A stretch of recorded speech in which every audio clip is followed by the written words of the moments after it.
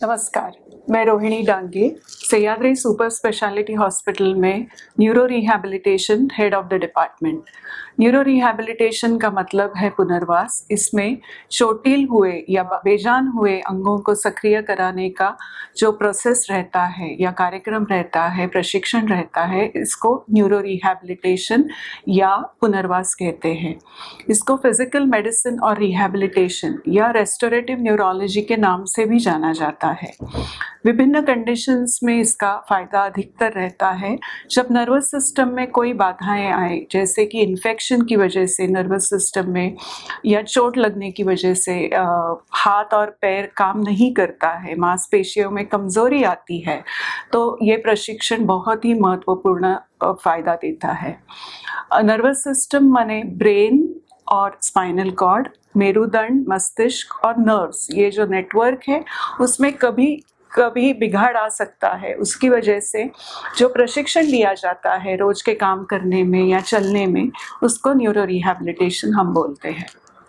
Neuro rehabilitation विभिन्न conditions या स्थिति में दिया जा सकता है, जैसे कि transverse myelitis, GB syndrome, multiple sclerosis, Parkinson's.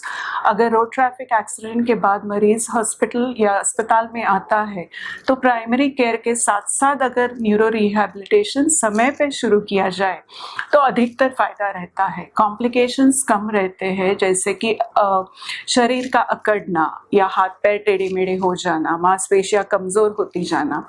इसमें अगर हम समय पे न्यूरो रिहैब शुरू करेंगे दवाइयों के साथ साथ तो अधिकतर फायदा दिखाई देता है। वर्टिगो, मल्टीपल स्क्लेरोसिस या बैक एक, सायटिका, इसमें भी इसका प्रशिक्षण बहुत ही उपयोगी और फायदेमंद रहता है। स्ट्रोक, जिसको हम पक्षाघात या विकलांग या पैरालिसिस होता है हाथ और पैर का, और लकवा होने के बाद मरीज उठ नहीं पाता, खुद के कामकाज नहीं कर पाता।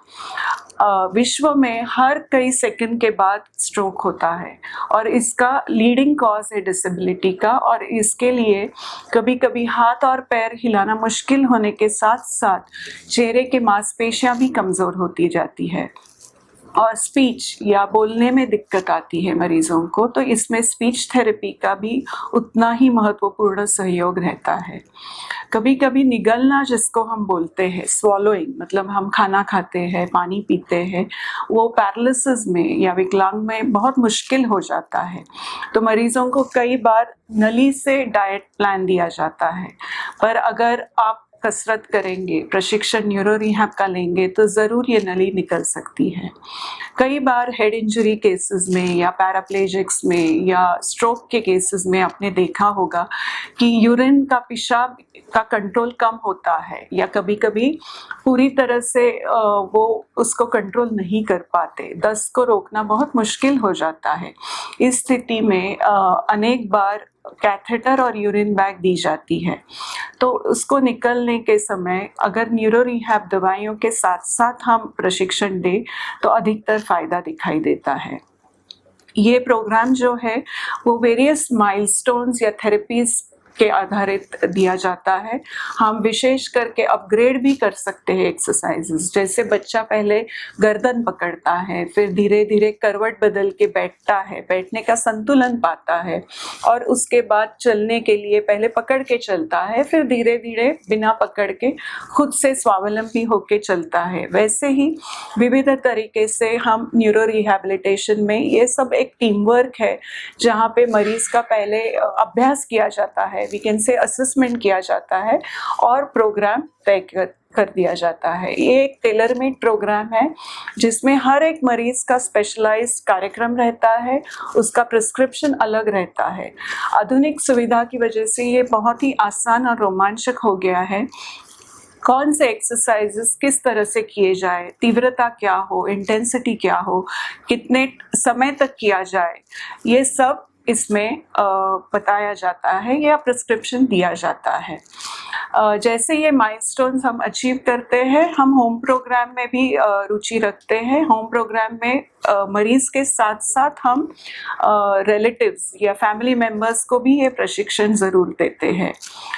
न्यूरोप्लास्टिसिटी मतलब brain has a huge ability to change, इसमें परिवर्तन हम कर सकते हैं, मनचाहा आकार दे सकते हैं। न्यूरो रिहैब या पुनर्वास का जो कंसेप्ट है ये न्यूरोप्लास्टिसिटी के आधारित है।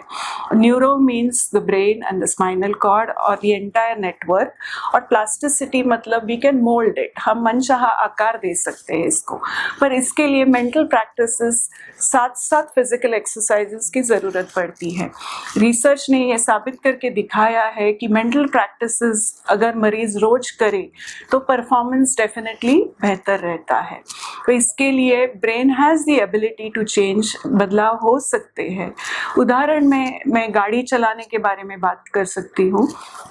जब हम गाड़ी चलाना सीखते हैं तो पहले देखते हैं, समझते हैं गाड़ी के गियर्स कौन से दिशा में जाते हैं, ये सब डायमेंशन सेंसेस अपने वी एक्टिवेट ऑल दिस, और एक्सरसाइज के द्वारा रोज प्रैक्टिस कर कर के ये ऑटोमेटिक मूवमेंट्स आ जाती है। वैसे ही ये ब्रेन और मेंटल एक्सरसाइजेस और फिजिकल एक्सरसाइजेस से बेहतर होता जाता है, परफॉर्मेंस बेहतर होता जाता है। Brain has the ability to reorganise and regenerate मतलब पुनर्जनन हो सकता है, लगातार होता रहता है, बस हमें मनचाहा आकार देना है उसको। ये सब एक टीम वर्क है जहाँ पे psychiatrist, physicians, surgeons, nurses, physiotherapist, speech therapist, occupational therapist, हम सब मिलके काम करते हैं। और ये काम जब करते हैं तो पहले अभ्यास होता है, असेसमेंट होता है मरीजों का, उसके बाद प्रिस्क्रिप्शन से कौन से तीव्रता से करना है, कौन से एक्सरसाइजेस करने हैं, कैसे करने हैं, इसका प्रशिक्षण दिया जाता है। होम केयर के साथ साथ कभी कभी मरीजों को ज़्यादा टाइम देना पड़ता है और मशीन्स का यूटिलिटी भी ज़्यादा रहती है। 6 या 8 घंटे तक लगातार न्यूरो रिहैब प्रोग्राम्स चालू रहते हैं। तो इस स्थिति में अगर आप इन पेशेंट डिपार्टमेंट की सुविधा प्राप्त कर सकते हो तो ये सुविधा डेफिनेटली उपयोगी है। वैसे ही आउट पेशेंट डिपार्टमेंट मतलब छोटे सेशंस के लिए न्यूरो रिहैब के आप बाहर से भी आ सकते हो।